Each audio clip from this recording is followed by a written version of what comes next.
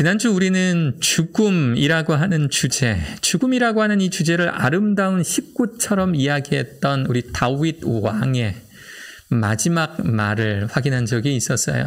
그는 열왕기상 2장 2절을 통해서 내가 이제 세상 모든 사람이 가는 길로 가게 되었다라는 말로 세상의 많은 사람들이 피할 수 없는 그 길, 가난한 자나 부한 자나 잘생긴 자나 못생긴 자나 공부를 잘했든 못했든 여전히 누구에게나 똑같은 바로 그것, 세상 모든 사람들이 가는 그 길, 죽음에 대해서 다윗은 우리들에게 이야기해 줬습니다.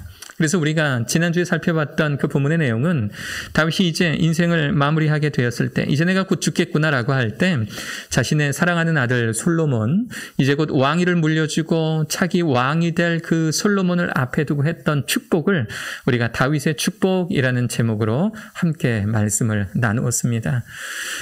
어떤 우리 성도님께서 그 설교를 들으시고 참 깨달음이 있으셨는지 당신의 어떤 그 글을 쓰는 곳에 이제 유언을 남겨놓으신 모습을 이렇게 보았어요. 네, 그것이 내가 죽기 위한 유언이 아니라는 거 우리가 다 알잖아요. 그 유언을 이렇게 보고 있자니 사랑하는 남편에게 또 사랑하는 두 아이에게 진솔하게 써내려간 그 유언의 그 내용들을 이렇게 보고 있자니 굉장히 저도 공감이 많이 갔어요. 그렇지. 크리스찬이 세상 모든 사람들이 가는 그 길을 준비함이 이런 자세여야 되는 거지. 이런 자세여야 되는 거지. 언제나 이게 마지막이 될지도 모르는, 이건 위기감하고 달라요. 마지막이 될지도 모른다는 항상 그 가정하에 오늘 하루에 최선을 다하면서 하나님께서 내게 허락하신 내 사랑하는 남편에게, 내 사랑하는 아내에게, 내 사랑하는 자녀들에게, 내 사랑하는 다른 가족들에게, 내 사랑하는 지인들에게 내가 크리스찬이라는 것, 그래서 내가 하나님의 방법대로 이 세상을 열심히 살아냈다라는 것, 그것들을 말하는 것이 얼마나 중요한가라는 그런 생각을 가져보았습니다. 오늘은요, 미리 정한 말씀의 본문에 따라서 모세에 대한 이야기를 여러분들과 함께 나눠보고자 합니다. 이 모세, 이스라엘의 출애굽에 있어서 하나님께서 사용하셨던 민족의 영도자였습니다. 그런데 성경에 보면 그가 죽음을 맞이하는 장면이 소개가 돼요. 그것이 바로 오늘 여러분들과 제가 읽었던 이 신명기 34장의 말씀의 내용입니다. 34장 1절은 이렇게 시작하죠. 모세가 모압 평지에서 느보산에 올라가 여리고 맞은편 비스가 산 꼭대기에 이름에 느보산 안에 있는 비스가라고 하는 산 꼭대기에 올랐습니다. 여호와께서 길르앗 온 땅을 단까지 보이시고 또 온 납달리와 에브라임과 므낫세의 땅과 서해까지의 유다 온 땅과 네겝과 종류나무의 성읍 여리고 골짜기 평지를 소알까지 보이시고 여호와께서 그에게 이르시되 이는 내가 아브라함과 이삭과 야곱에게 맹세하여 그의 후손에게 주리라 한 땅이라. 내가 네 눈으로 보게 하겠거니와 너는 그리로 건너가지 못하리라 하시매.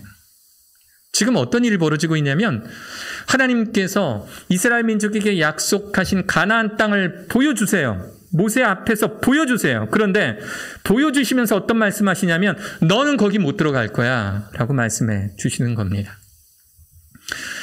아마 이런 지도 많이 보신 적이 있으실 거예요. 모세의 출애굽 경로입니다. 애굽으로부터 시작해서 그리고 여러분들 보시기에 왼쪽부터 시작해서 이제 출애굽이 시작이 되고요. 오른쪽 맨 위까지 지금의 이스라엘 지역까지 이어집니다. 오늘의 말씀의 배경은요. 이 중에서 거의 맨 끝 바로 이 부분 느보산에서 있었던 일이에요. 이 모세가 느보산에 올랐을 때 하나님께서 보여주신 그 지역이 아마 이런 모양이었을 겁니다. 저 글자들은 제가 썼어요. 느보산에 올라가면 저렇게 유대 광야까지 멀리까지 보입니다. 요단강 건너 저기 너머까지 보여요. 왼편에는 사해바다가 보이고요. 그리고 사해바다 오른쪽으로 갈릴리 바다까지 이어지는 요단강이 보이고요. 요단강을 건너기 전에는 모압 평지이고 모압 평지를 넘어서 저 요단강을 건너가면 이제 이 여호수아가 저 요단강 건너서 처음으로 쳤던 여리고라고 하는 성이 보이고 그리고 그 여리고를 넘어서 저 먼 쪽으로 유대 광야가 보이는 곳이 바로 이 느보산인데 그런데 하나님께서는 잔인하게도 이 모세에게 뭐라고 말씀하시냐면 너는 저 요단강 못 건너갈 거야. 너는 내가 지금까지 약속했던 저 가나안 땅, 유대 광야를 넘어서는 저 가나안 땅을 너는 못 들어갈 거야. 그리로 건너가지 못할 거야. 라고 말씀하시는 거예요. 성경에 보면 두세 차례 모세에게 결국 너는 그 땅을 밟지 못할 것이다라고 명령하는 장면을 확인할 수가 있어요. 이것은 모세가 갖고 있는 어떤 개인적인 잘못보다는 그가 이끈 백성의 끊임없는 불순종, 이 출애굽 40년의 역사 동안 이스라엘 민족이 하나님께 보여주었던 이 배반의 역사, 언약을 지켜내지 못한 그 민족을 이끈 이 모세에 대한 책망 정도로 이해하시면 됩니다. 모세 개인적으로는 얼마나 억울할까요? 여러분 한번 생각해 보세요. 저 같으면 제가 모세였으면 정말 제가 땅을 치고 막 이렇게 울었을 것 같아요. 인생의 3분의 1을, 자신 인생의 3분의 1을 출애굽을 위해 바쳤어요. 인생의 3분의 1을 이 말 안 듣는 이스라엘 민족들을 이끌고 어찌 40년을 이끌어서 이곳 모압 평지 앞까지 왔는데 저 요단강만 건너면 이제 그토록 바라던 가나안 땅이 코앞에 놓여 있는데 하나님께서 이 드보산 꼭대기에 올라와 다시 한번 확인해 주시는 말씀, 너는 그 땅에 못 들어갈 거야. 이것이 하나님의 말씀이신 겁니다. 하나님께서 모세에게 너는 그 땅에 들어가지 못할 거야 라고 하는 장면이 서너 군데에서 발견이 된다고 했잖아요. 그 중에 한 부분이 신명기 3장 27에서 28절에 있는 말씀입니다. 신명기 3장 20절 28절에 보면 하나님께서 모세에게 이 말씀하심과 동시에 또한 비전과 사명을 같이 허락을 하십니다. 그게 뭔지 한번 확인해 보세요. 너는 비스가산 꼭대기에 올라가서, 이 느보산이라고 말씀드렸어요. 느보산 꼭대기에 올라가서 눈을 들어 동서남북을 바라보고, 어떤 땅이에요? 앞으로 내가 하나님께서 말씀하셨던 그 땅 아닙니까? 내가 축복받은 저 땅으로 들어갈 것이라는 믿음을 가지고 40년간 이끌었던, 나에게 동기부여가 됐던 그 땅 아닙니까? 동서남북을 바라고 내 눈으로 그 땅을 바라보라. 그런데 하시는 말씀, 너는 이 요단을 건너지 못할 것임이라. 너는 이 땅 건너지 못할 거야. 너는 이 요단강 건너지 못할 거야. 그리고 이어서 이런 말씀하세요. 너는 여호수아에게 명령하고, 여호수아는 또 누구예요? 모세의 뒤를 이어서 이스라엘 민족을 이끈 지도자 아닙니까? 차기 이스라엘 민족의 지도자에게 명령해서 그를 담대하게 하고 그를 강하게 하라. 그는 이 백성을 건너가서 네가 볼 땅을 그들이 기업으로 얻게 하리라 하셨느니라. 무슨 얘기입니까? 너는 못 들어가. 모세야, 너는 못 들어가. 그러나 너의 뒤를 이어서 네가 안수하여 세워진 여호수아가 너의 백성들을 데리고 들어갈 것이다 라고 말씀해 주고 계시는 거예요. 자, 말씀 중에, 설교 중에 저희 가족 이야기하는 게 참 거북스러운데, 부담스러운데, 말씀 묵상하다가 정말 이것만큼 적절한 것이 없다 해서 한 번 더 용기를 내봅니다. 저희 집은 제 기억에는 항상 가난했었어요. 제가 어렸을 때 저희 집은 항상 가난했었어요. 이 가난의 기준이 어떻게 되어 있는지는 모르겠지만, 우리 가족이 소유로 된 집도 없었고, 병원비 걱정, 자녀 교육비 걱정, 항상 부모님은 돈 걱정을 하셔야만 되는 그런 상황이었어요. 여러분 혹시 일수라고 아십니까? 일수? 저희 그 부모님께서 일하시다가 이제 가정을 이끌어 가시다가 돈이 좀 부족하면 일수 아주머니에게 전화 거세요. 그럼 일수 아주머니가 그 해당되는 금액을 갖고 오는데 이게 이자가 세요. 이게 이자가 은행 이자하고는 비교가 안 될 아주 센 이자입니다. 하여튼 그걸 빌려오면 빌려오는 액수에 따라서 일수 조그만 수첩이 있어요. 이 수첩에 적히는 숫자의 개수가 달라지는 겁니다. 조금 빌렸으면 숫자가 1에서 100까지로 끝나고 많이 빌리면 빌릴수록 숫자는 늘어나는 거예요. 그럼 저희 어머니는 항상 이 수첩에 숫자가 빼곡히 쓰여 있는, 예를 들어 1부터 100까지 쓰여 있다 하면 그 수첩에다가 이제 매일매일 그날 번 돈, 식당 하시면서 버신 돈 2,000원, 3,000원, 많게는 5,000원씩 껴놓는 거예요. 그리고 그걸 어디다 두시냐면 항상 식당에 있는 이 냉장고가 있어요. 이 냉장고가 영업용 냉장고가 아니라 가정용 냉장고, 큰 거를 갖다 놓으셨는데 항상 냉동실 제일 끝에 놓으시는 거예요. 항상 냉동실 제일 끝에. 이 수첩에다가 돈을 이렇게 껴서 이렇게 넣어 놓으시면, 그러면 일수 아주머니가 외출 갔다 오시거나 아니면 동네 이렇게 이렇게 운동하러 이렇게 나오시면서 일수 돈 빌려준 집 들르는 겁니다. 저희 집 같은 집. 그래서 들러서 어머니가 계시든 안 계시든 그 냉장고 여는 거예요. 거기가 이제 일수 넣는 창고인 거예요. 그걸 이렇게 딱 열면 그 안에 요만한 수첩에 돈이 껴 있는 겁니다. 그러면 꺼내서 액수 확인하고 주머니에 넣으시고, 그리고 거기다 사인이나 도장을 꾹 하고 찍어주는 거예요. 이렇게 딱 찍으면 하루 갚는 거예요. 그렇게 100일을 갚기도 하고 그렇게 200일을 갚기도 하고 그렇게 300일을 갚기도 하는 거예요. 가끔 냉동실을 열어보면은요, 통장이 그 일수 수첩이 한 개가 아닐 때가 있어요. 조금 힘들고 조금 어려울 때면 어머니가 돈을 여러 번 빌리시는 거예요. 여러 번 빌리시면 냉동실에 이 수첩이 하나씩 쌓이는 겁니다. 하나씩 일수 통장이 쌓이는 거. 저는 그런 모습 보면서 그렇게 자랐었어요. 저희 누나가 아직도 가끔 이야기를 하는데, 방학 때, 고등학교 다닐 때 방학 때 이제 보충 수업이라는 거 하지 않습니까? 학교를 가야 되잖아요. 근데 보충 수업비가 뭐 그때 돈으로 뭐 비싸진 않았을 것 같아요. 고등학교니까 한 5만 원 정도 했었을 텐데, 이 돈이 없어서 학교에서 한번 쫓겨난 적이 있었어요. 이 고등학생 여자애가, 저희 누나가 또 이렇게 공부를 하려고 매우 노력했던 누나인데, 저희 누나가 학교 가서 이 보충 수업비가 없어서 담임 선생님께서 학교에 있는 저희 누나한테, 야, 너 가서 엄마한테 돈 받아와. 그리고 보낸 거예요. 이게 얼마나 상처가 됐겠습니까? 얼마나 상처가 됐겠어요. 저도 비슷한 경험을 중학교 때 한 번 한 적이 있는 거예요. 중학교 때 이제 여름방학 때, 이제 보충 수업을 역시 나가야 되는데, 그날은 어머니에게 이건 분명히 보충 수업비 한 15,000원인가 2만 원을 받아가지고 가야 될 타이밍인 거예요. 안 그러면 안 돼요. 선생님한테 혼나요. 그래서 이걸 받아가야 되는데 어머니가 돈을 못 주신 겁니다. 2만 원 돈을 못 주신 거예요. 그래도 어떻게, 학교는 가야죠. 그래서 학교 가는 버스를 딱 탔는데 조금 있으면 이 버스가 학교 앞에 도착을 하는데 내리기가 싫은 거예요. 내리기가 싫어. 한 번도 그래 본 적이 없는데 잠깐 자리에서 일어났다가 다시 앉아버렸어요. 그리고 그 버스를 제가 2년, 3년을 타고 다니면서도 한 번도 가보지 못했던 이 버스의 종점까지 한번 가본 겁니다. 그리고 아저씨가 내리라고 하니까 나는 한 바퀴 더 돌고 싶은데 아저씨가 내리라고 하니까 이제 내렸어요. 내렸더니 종점이에요. 종점 말 그대로. 주변에 뭐 없어요. 넓은 공터에 버스 몇 대 서 있는 이 공터예요.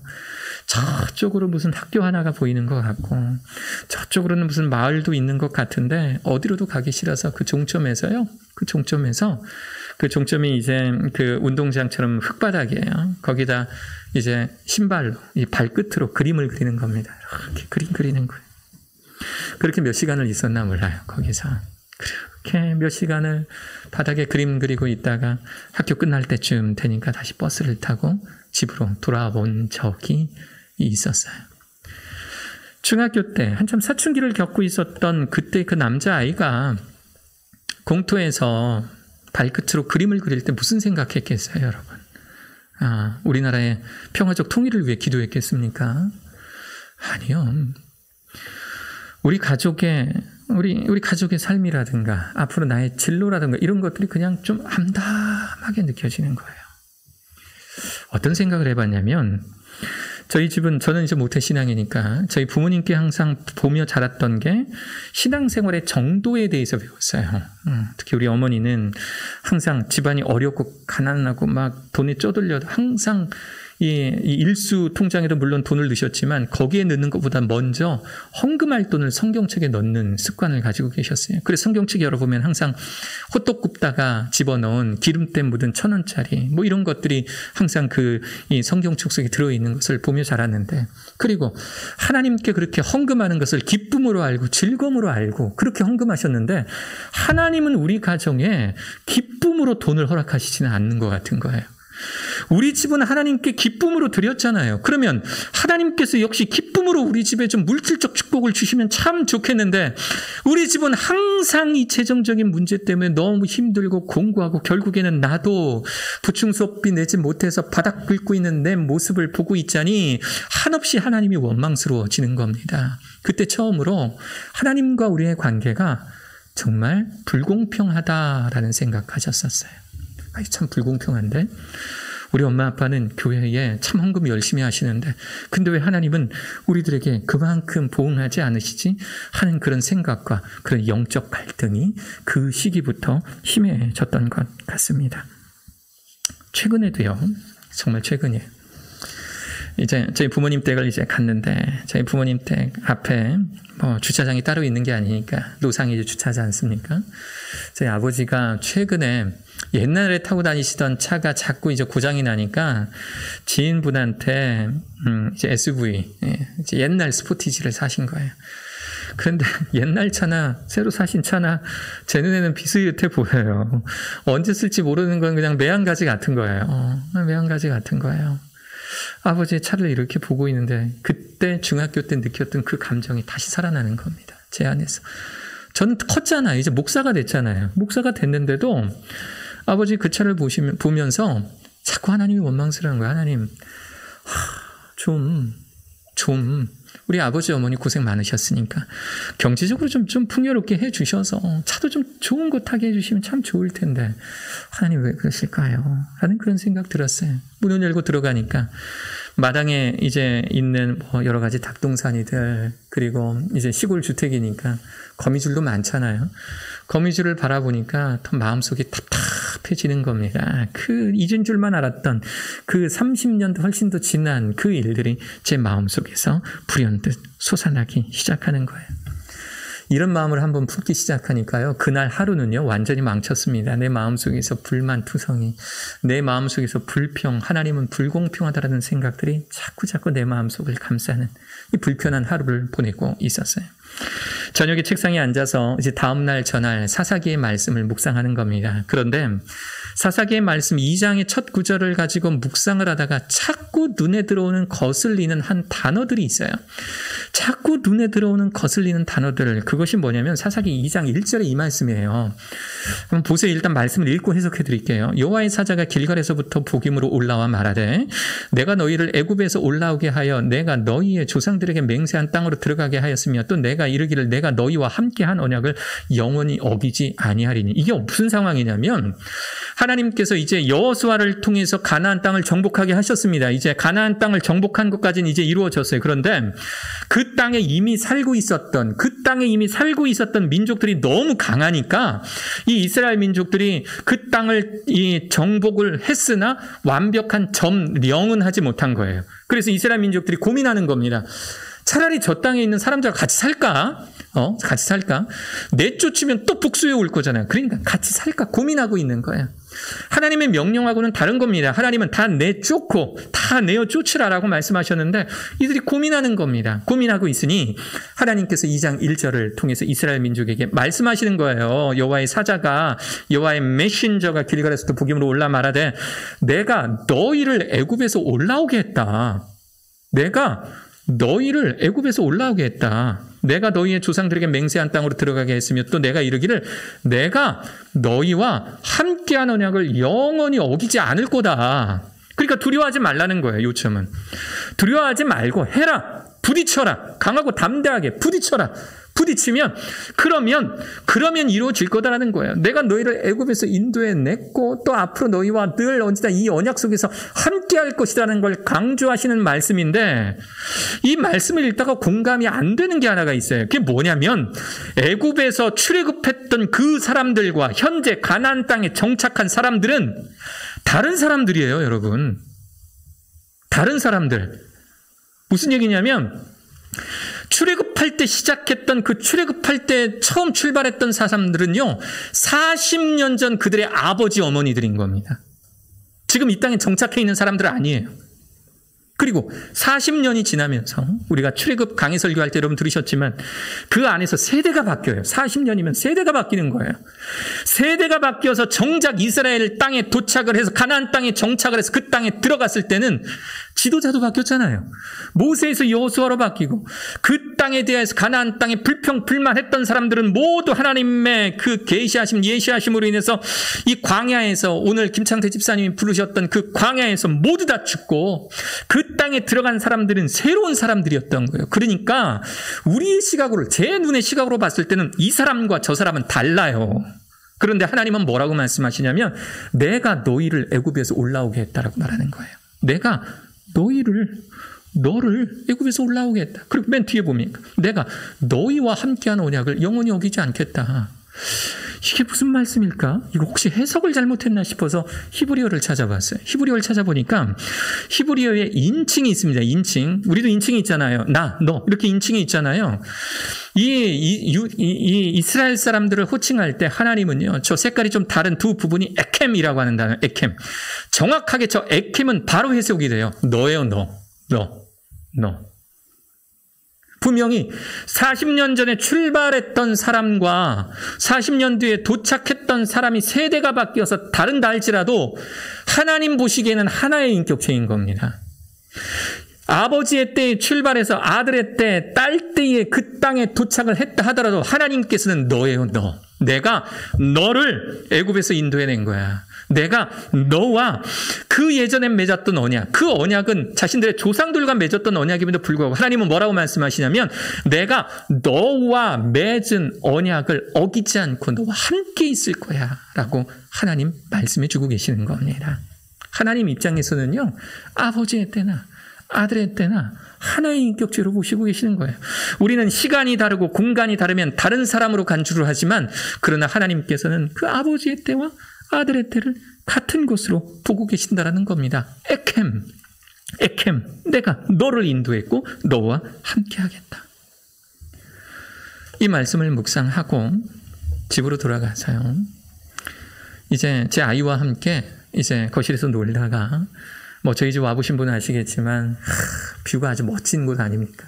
16층 창문을 탁 열면 바깥에 그 비악산의 그 줄기가 능선이 저쪽 끝에서 이쪽 끝까지 쫙 보이고 앞에 동심을 자극하는 초등학교가 탁 자리 잡고 있고 옹기종기 모여있는 마을, 그리고 그 마을들과 우리 집 사이에, 우리 아파트 사이에 이 세종 순환도로가 이렇게 흐르는데 방음시설을 얼마나 잘했는지 여름에 창문 열어도 진짜 차 지나가는 소리 하나 안 들리는 아주 좋은 곳이잖아요.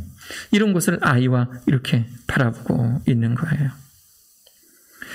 종종 저는요, 제가 살고 있는 집도 그렇고 제가 사역하는 모든 환경을 보면서 종종 정말 자주 이런 생각합니다. 나는 내가 지금까지 이뤄놓은 것, 내가 지금까지 학벌도 그렇고요, 내가 지금까지 갖고 있는 능력이라든가 내가 이력서에 적어놓는 세상 사람들이 말하는 그 스펙에 비해서 참 많은 것을 누리고 있다라고 생각이 들어요. 제가 우리 교회 취임 예배 때도 우리 지도 목사님 앞에 모셔놓고 그런 고백한 적이 있었잖아요. 저는 우리 이 교육 공동체 안에서 정말 과대평가된 한 사람입니다 라는 그런 말씀 드렸잖아요. 그게 솔직히 제 마음이에요. 저는 이곳에 사역하면서 항상 제가 이것을 사역하는 것이 믿기지 않을 때가 있어요. 대학 다닐 때 지금은 대성고등학교로 바뀌었지만 성남고등학교에 종종 찬양 인도하러 이렇게 왔다 갔다 하면서 이 지역을 본 적이 있었는데, 제가 이곳에서 정말 이렇게 좋은 성도님들과 좋은 교회에서 담임 목사로 있는다라는 건 정말 저의 생에서 꿈도 못 꿨던, 정말 생각하지도 못했던 이 놀라운 특권이 저에게 있다라고 항상 저는 그렇게 생각하고 있었어요. 분명 제가 살고 있는 집은요, 지금 우리 어머니 아버지가 살고 있는 집보다 훨씬 좋은 집입니다. 비교도 안 될 정도예요. 분명 제가 몰고 있는 차는요, 아버지의 오래된 SUV보다 훨씬 더 좋은 차입니다.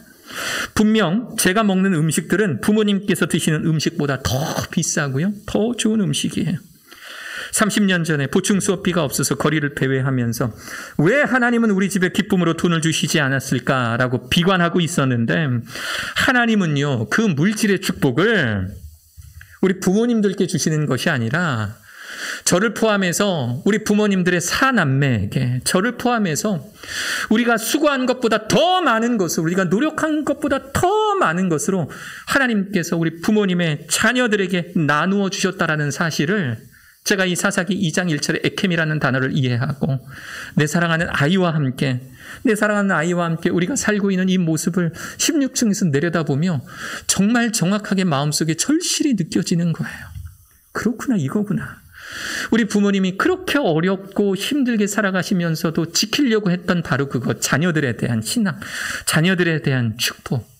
너무 힘들고 어려워도 자녀들을 위해서 항상 기도하고 노력했던 우리 부모님들의 그 기도가 우리 부모님들에게는 경제적인 풍요로움이나 뭐 여러 가지 세상이 말하는 어떤 성공의 잣대에 뭐 그런 것들은 이루어진다 하지 않았다 할지라도 지금 그 부모님 밑에서 잘 자란, 신앙의 품 안에서 잘 자란 우리 그 자녀들에게, 저를 포함해서 이 사남매에게 하나님께서 많은 것으로 덧입혀 주시고 축복하시는구나 라는 사실을 저 사사기 2장 1절을 통해서 느낄 수가 있었어요. 그 뒤를 보십시오. 신명기 34장 5절입니다. 이제 모세가 죽는 장면이 나와요. 이에 여호와의 종 모세가 여호와의 말씀대로 모압 땅에서 죽어. 어디서 죽었어요? 모압 땅에서. 모세는요, 자신의 3분의 1 평생을 가나안 땅을 향해서 나아갔고, 이제 저 강만 넘으면 가나안 땅인데, 모세가 죽은 곳은 가나안 땅이 바라다 보이는 바로 그곳 모압 땅에서 죽었어요. 이제 조금 있으면 열매를 보고요. 이제 조금 있으면 가나안 땅에서 만세를 부를 수 있고요. 이제 조금 있으면 하나님과 함께 영광을 누릴 수가 있는 그 타이밍이었는데 모세는 모압 땅에서 죽어요. 그곳이 바라보이는 바로 그곳에서. 벳볼 맞은편 모압 땅에 있는 골짜기에 장사되었고 오늘날에 그의 묻힌 곳을 아는 자가 없느니라. 세상에. 이렇게 하나님의 일을 열심히 하고 하나님의 명령을 받들어서 이스라엘 민족에게 율법을 허락하게 했던 그 통로였던 모세가 가나안 땅에 들어가지도 못하고 그의 무덤을 찾을 수도 없는 죽음을 맞이하게 된 겁니다. 여러분 어떻게 보십니까? 어떻게 생각하세요? 저는 여러분들이 한번 묻고 싶어요. 그렇다면 모세의 인생은 실패한 인생입니까? 좀 더 다시 정리해서 말씀드릴까요? 40평생을 한 곳만을 바라보며 가나안 땅을 바라보며 나아갔던 이 모세가 결국엔 가나안 땅에 들어가지 못하고 그것이 지척에 바라다 보이는 느보산에서 죽음을 맞이했어요. 그러면 그 모세의 인생은 실패한 겁니까? 그 인생을 바라보면 우리가 손가락질할 수 있습니까? 너는 가나안 땅에 못 들어갔으니 너는 루저야, 너는 실패자야 라고 말할 수가 있냐는 거예요. 분명한 사실은요, 그는 하나님의 도구로서 지명을 받았고 그 사명에 최선을 다했으며 무엇보다 가나안 땅이 바라 보이던 그곳에서 다음 세대의 지도자 여호수아를 세워 그에게 강하고 담대하라 당부했으며 또 앞으로 이스라엘 민족이 거주할 땅 가나안 땅에 대한 비전을 심어준 것만으로도 그는 충분히 넘치고도 충분히 그의 인생은 성공한 인생이라고 할 수 있는 것입니다. 저는 확신하는 게 있어요. 사랑하는 여러분 잘 들어보세요. 저희 확신하는 게 있어요. 우리는 우리가 우리 자신을 생각하기에 항상 어렵고 힘들다라고 생각하잖아요. 우리 부모의 세대가 그랬던 것처럼 그래도 나는 힘들어, 그래도 나는 어려워라고 말하잖아요. 그런데 우리가 분명히 알아야 될 사실 하나 있어요. 우리의 모습을 바라보면서 자라고 있는 우리 아이들은요, 우리들보다 훨씬 더 좋은 세상에서 살게 될 거라는 거. 우리 살아가는 아이들은요, 부모의 세대가 제가 누렸던, 제가 잡을 수 있었던 기회보다 더 많은 기회를 잡을 수가 있고요. 더 많은 어떤 정말 인생의 전환점들을 만들어낼 수 있는 기회가 우리 사랑하는 자녀들에게 무궁무진하게 있다라고 하는 겁니다. 우리 부모의 세대는 누리지 못했지만 분명 우리 아이들은 우리보다 더 풍요로움을 누릴 것이고 부모의 세대가 얻지 못한 기회를 통하여서 우리 아이들은 또한 그곳에서 하나님의 일이라는 것을 알게 되고 성공이 무엇인지를 누리게 될 거고 알게 될 것이며 세상을 사는 것이 무엇인지 깨닫게 될 것입니다. 당장 내가 이루어 놓은 것이 없다 할지라도 당장 내가 축복받았다라고 말할 만한 그런 증거들, 그런 은혜들이 없다 할지라도 여러분 자책하지 마십시오. 여러분들의 삶을 스스로 자책하지 마십시오. 우리가 당장 누리지 못한 것들, 모세처럼 수고했으나 얻지 못한 이 축복, 우리가 하나님 믿으면서 열심히 신앙생활하고 예배도 참여하며 시시때때로 내가 나의 수입의 11조를 하나님께 드려가며 감사헌금 드리고 특별헌금을 드리며 하나님께 열심히 하나님을 섬겼으나 그러나 그만한 축복 내가 받아 누리지 못했다 하여서 마음속에 자괴감을 가지고 실망할 필요 없어요. 중요한 것은 그 모습을 여러분들의 자녀들이 보고 있다는 거예요. 제가 그랬던 것처럼 우리들의 자녀들이 우리들의 모습을 보며 자라고 있습니다. 사랑하는 여러분 정말 수고 많으세요. 부모로서 자녀들을 키우는 이 부모의 모습으로 정말 수고 많이 하셨습니다. 열심히 살아오셨어요. 맞아요. 하나님께서도 우리의 수고를 알고 계십니다. 우리가 얼마나 이 어려움 속에서 하나님을 의지하려고 노력했고 하나님과 함께 하려고 노력했는지 하나님 알고 계세요. 그리고 무엇보다 우리의 사랑하는 자녀들이 우리의 모습을 봅니다. 우리의 모습을 통해서, 아버지 어머니의 모습을 통해서 크리스찬이 어떠한 삶을 살아야 되는지를 보고 자라고 있는 것입니다. 비록 우리가 오른 곳이, 비록 우리가 도착한 곳이 가나안 땅이 아니라 느보산이라 할지라도 하나님은 우리의 다음 세대를 통해 가나안 땅의 축복을 허락하실 것입니다. 할렐루야. 우리는 느보산에 올라 가나안 땅을 바라보고 있습니다.